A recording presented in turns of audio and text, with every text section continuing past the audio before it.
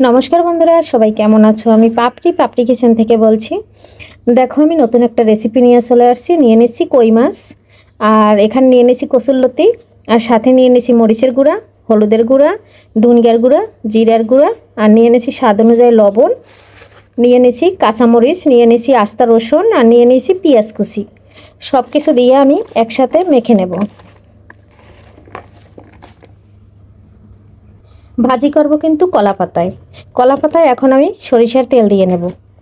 आमार video Zara काछे एबं दूरे देश और देशेर बाहिर थेके देखछो तादेरके असंख्य असंख्य धन्यवाद।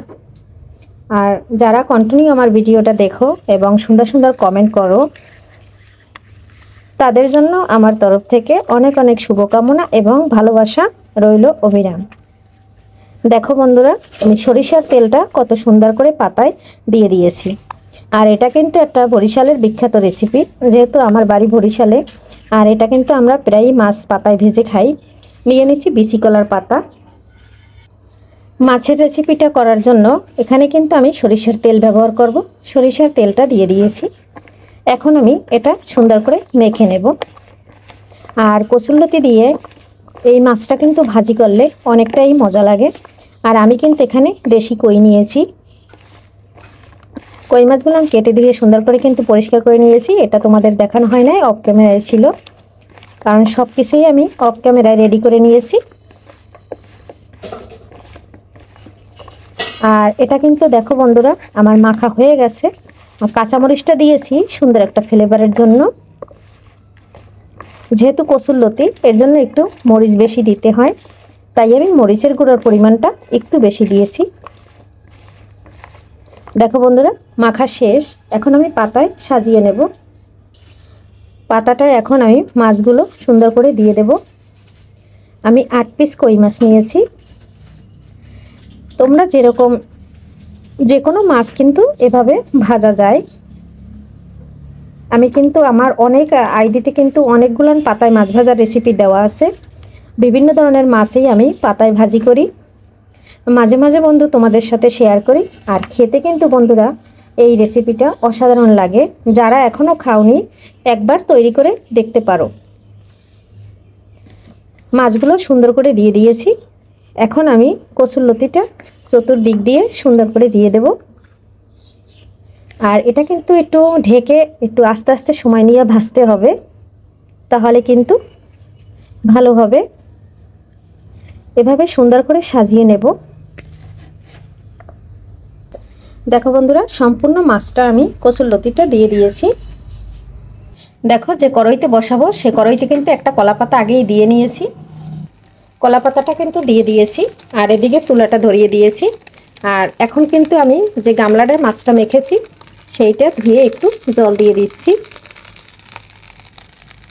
এখন আমি 20 মিনিটের জন্য ঢাকনা দিয়ে ঢেকে দেব, যাতে কসুরলতি মাছ সম্পূর্ণটা সিদ্ধ হয়ে যায়। আর এটা 20 মিনিট পরে আমি আসতেছি বন্ধুরা, এ পর্যন্ত দেখতে থাকো। মাছটা চুলার উপর দেওয়ার পরে লো আঁচে এটা ভেজে নিতে হবে। জালটা বাড়িয়ে দিলে কলা পাতাটা পুড়ে যাবে, এর জন্য লো আঁচে রাখতে হবে।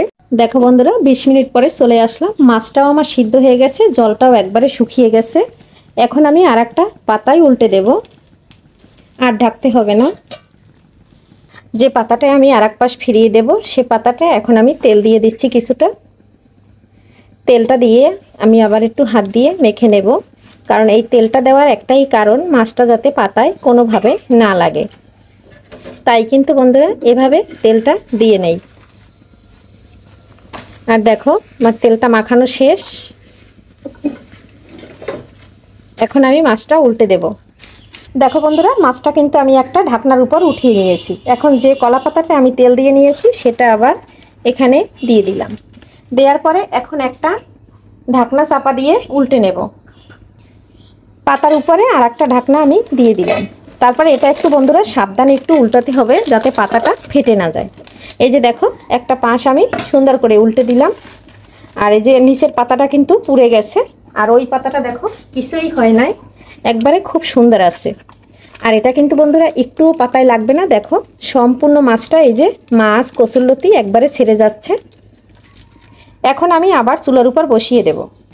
আবারও আমি পাতাটা চুলার উপরে বসিয়ে দিলাম। এখন একটু হাত দিয়ে চেপে দেব। এখন কিন্তু হইতে আর বন্ধুরা সময় লাগবে না, আর ঢাকতেও হবে না, 5 মিনিট পরে নামিয়ে নেব।